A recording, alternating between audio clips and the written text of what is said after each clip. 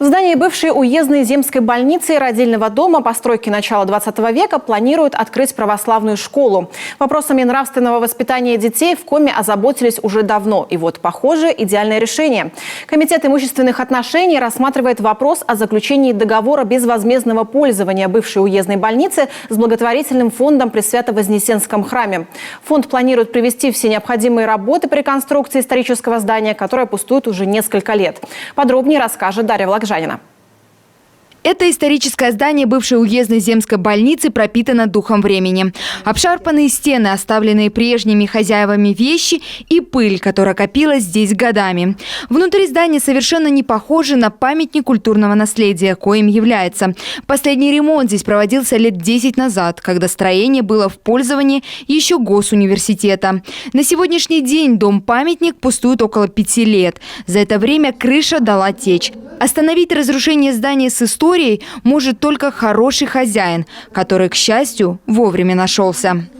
В адрес комитета в настоящее время поступило заявление от благотворительного фонда при Свято-Вознесенском храме, который заявил о том, что он готов взять данное здание в безвозмездное пользование, по договору безвозмездного пользования, с условием проведения там всех необходимых реставрационных, ремонтных работ в соответствии с охранным обязательством.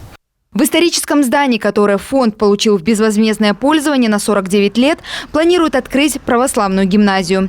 На реставрацию и ремонт деньги готов дать инвестор. На данный момент это лучшее решение для того, чтобы сохранить памятник. Комитетом по имуществу уже подготовлена вся проектно-сметная документация. Остается дождаться подписания договора на передачу объекта, и можно начинать ремонтные работы. Конечно, первоочередные – это ремонтно-реставрационные работы кровли и подкровельного пространства, потому что есть протечки в этом здании. И, сами понимаете, как в любом доме, в любом здании, если есть протечка, то, рушатся стены, рушатся потолки, рушится все, что попадает под эту протечку. Я надеюсь, что инвестор, который изъявил желание и заявил о том, что у них есть эти средства, предпримет все усилия, чтобы как можно быстрее завершить эти работы. Потому что первый этап работ это ремонтно-реставрационные работы, которые касаются кровли. Вот я говорила уже в начале. Эти ремонтно-реставрационные работы в соответствии с охранным обязательством необходимо выполнить до 31 декабря этого года. В обновленное здание православная школа планирует заехать уже в 2023 году. Сейчас духовно-нравственное воспитание дети постигают с 1 по 4 класс в семейной школе в местечке Кируль на базе Свято-Вознесенского храма. По завершению ремонтных работ на Бабушкина, 11 и после получения лицензии на образовательную деятельность православная школа откроется уже для детей с 1 по 11 классы. Очень важно давать духовно-нравственное и патриотическое воспитание. У нас во многом сейчас акцент стоит на образовании. А вот на воспитание как-то не хватает сил и времени.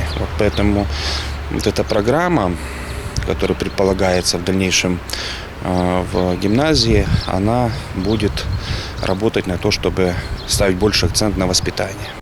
Сами учебные классы будут небольшие, до 15 человек. Планируется внедрять образовательную систему «Русская классическая школа», основанную на традициях отечественного образования. Дарья Вологжанина, Роман Боровиков, телеканал Юрган.